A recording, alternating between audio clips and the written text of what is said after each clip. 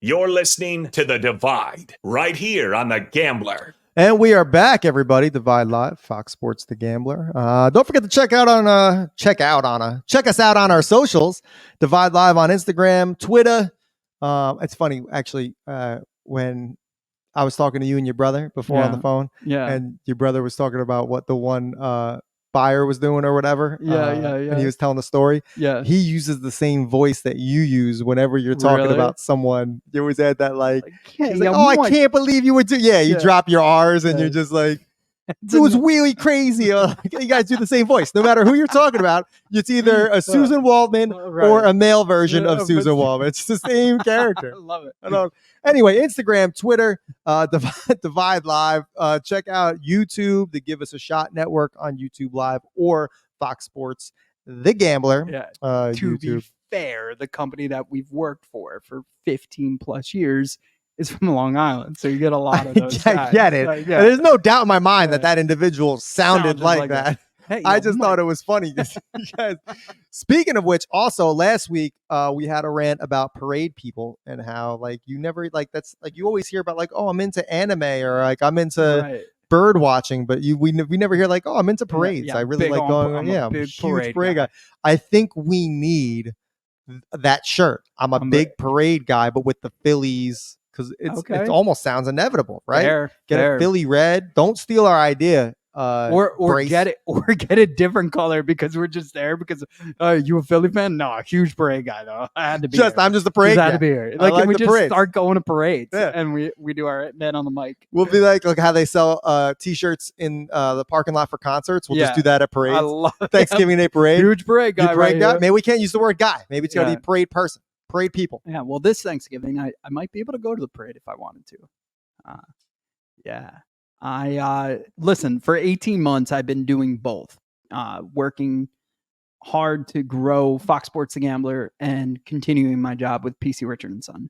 So the last couple weeks and months, I've been talking to both sides and trying to figure out a way where, one, I could still coexist and really give it my all. And honestly, I made a decision in my personal life to go all in with Fox Sports. Fox Sports The Gambler, building this thing that a dear friend of mine who's no longer with us, Mike Talarita, helped create.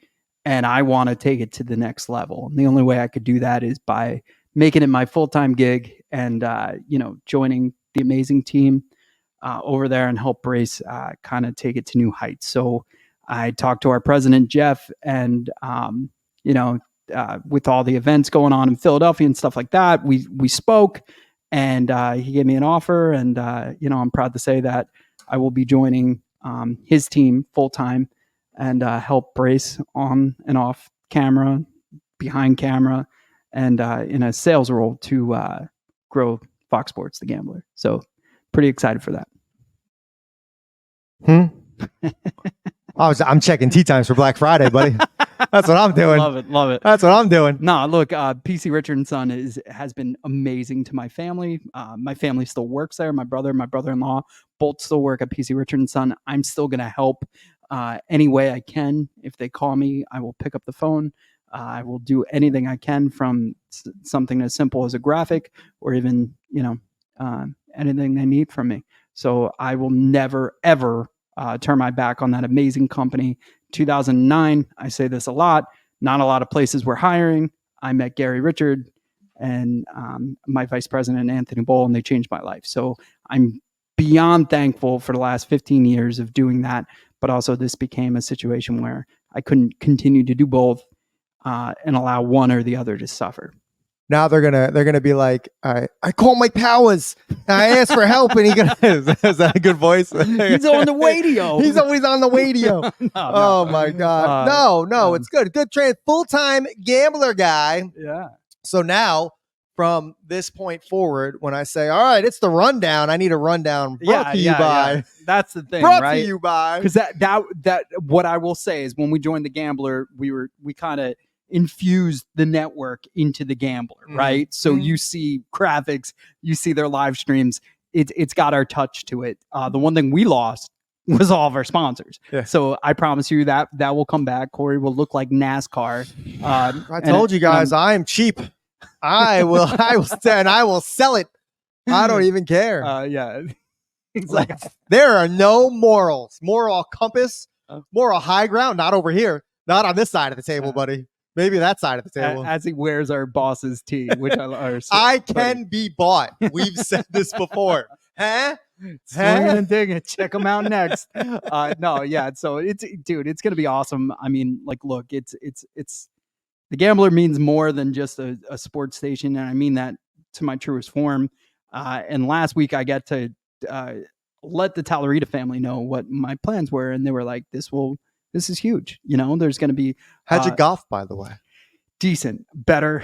The back nine was amazing. So if I call Sean, no, don't call Sean. He wasn't there. He wasn't on my foursome. He was doing the good work behind us, keeping Boss Man happy and good, and toting me up to anybody who would listen. So I appreciate him on that. But I golfed with Slash, Gerald Colton from the All Pro Philly Show, and Kevin, who is from the iHeart team. And we did great, man. It was like a Voltron type thing. I golfed terribly the front nine, like, just because it wasn't my fault. It's the front nine. It takes a little bit to get drunk. No, you know? no, I didn't. We didn't. Yeah, okay, buddy. Did not. All right, pal. I did. You could ask Slash. We did not partake. I had one for towels at the end of the round, but not during. And what happened was, it was a beautiful, it's the Lulu Golf course. Private course. It's beautiful, but to get to where the driving range was, like, I felt like I needed to take a taxi. Like, and I'm not exaggerating, it was far. And somebody told me there was a simulator upstairs, but I wasn't sure, like, when we were like really teeing off, and I could tell that the one guy was like getting antsy. So I was like, dude, I don't know. So I should have, what I need to do, and my trainer tells me this, or my coach tells me this, the guy giving me lessons, he's like, you need to just hit the range for 15 minutes before you go out, and you'll be fine. Mm-hmm. He's like, those first couple shots, you got to get out. You got to get back in a rhythm. I didn't do that. So, the 6 hole, I ended up, the hole 11 was a par 4. I put it 70 yards to the green. So that was impressive. Only to be outdone by Mike Talarita Jr., who put it 5 feet from the pin, past the pin. Like, yeah, dude, he bombed it. So, guys, to be young and great at stuff. No, he's a beast too. He's like 7 foot tall. Like, talking to him, he's like, "Yeah, it's great. How you doing, young fella?" The taller you are, the better you are at golf, guys. You heard it here first. Let's get to the rundown real quick. Not a lot of stuff on the rundown, believe it or not. No. All the crazy news was last week. But let's start it out. Man in Spain.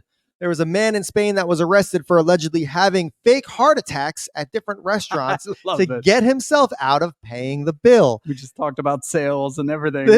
This happened over 20 times. I don't know what part of Spain this was. The article didn't say, but it had to be pretty big, or at least, like, you restaurants don't talk to each other. Like, how about the people in the ambulance, the EMTs working? Like, you're not picking up the same guy just at a different restaurant? I just want to know how how they finally caught on. Like, you know what I mean? I know. Because he got arrested, right? Yeah, arrested, and then he's got to pay some sort of fine, I guess, on top of getting out of paying the bills. Also, is that all it takes? Like, I'm sure people have heart attacks at restaurants all the time. They don't get charged still. The restaurant just eats that money. I feel like that's bad business. I'm laughing. Like, I'm sorry for your loss, but your husband or your wife still owes this much money. Because now I'm putting holes in Todd's Heimlich remover guy. Right? Right? Maybe that guy chokes at every single restaurant. For those that don't know, you can look it up. Our buddy Todd Frazier, who's having his Todd Frazier beer pong tournament that we're a part of, saved somebody's life in a steakhouse in Pittsburgh by performing the Heimlich. And now I'm like, hey, maybe that was just the way, like, the guy got out of the bill, But I don't want to try it, but I want to try it. Also, like, what did he do? Like, take water and splash his face? And like, was it movie theater? Did he grab his chest and fall to the ground? And is he by himself, or he's like, watch this? Or, like, did they play the dinner roulette like you guys do? Like, you flip the cards around and you have the waitress put all the credit cards in a hat and have the waitress pick one. Yeah, every time he picked one, every time it's him, he's like, yeah.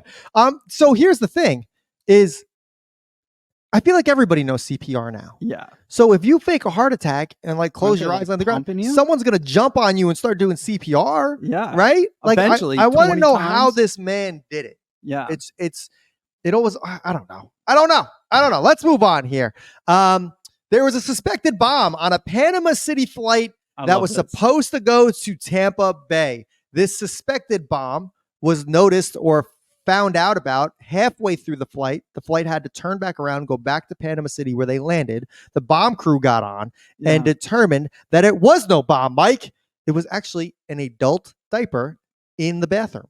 That's crazy. What was in that adult diaper? A bomb. Where they thought it was a bomb. A bomb. Dude, first of all, I need more details. Again. No, I don't. That's enough. Like, I don't need to know what was inside that diaper. Have you ever had to do a doozy-toozy in the air on an airplane bathroom? No. Really? Yeah, and I went to Germany.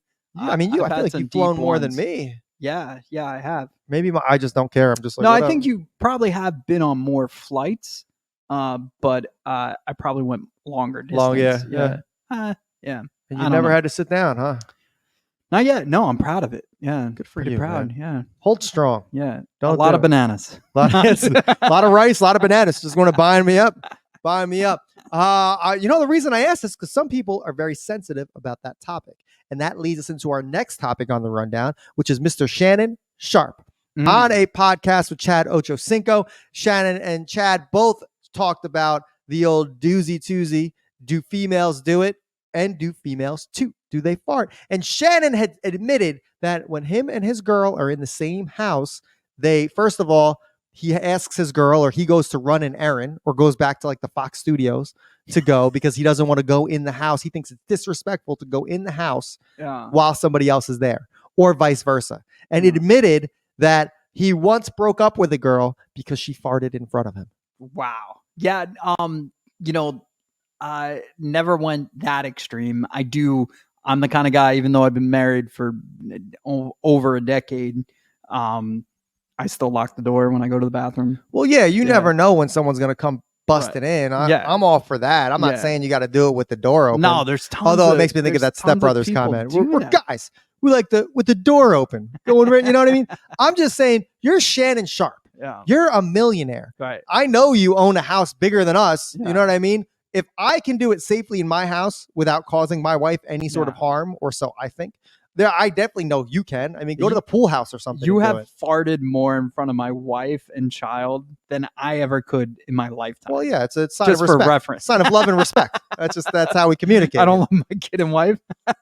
I'm telling you. There's a study going around, and I don't have the details in front of me because I never do, that the more you hold that stuff in, it raises your risk of cancer. I mean, that's horrifying. Both the number 2 and the gas. Don't threaten me with the C word. I'm just saying. It's like, it's healthy. Don't you wish that on me, You're preventing cancer. I thought the C word was you. So next time, do it in your hand, throw it at your wife. Talking about the fart, not the other thing. You're not crazy. You're not a primate here.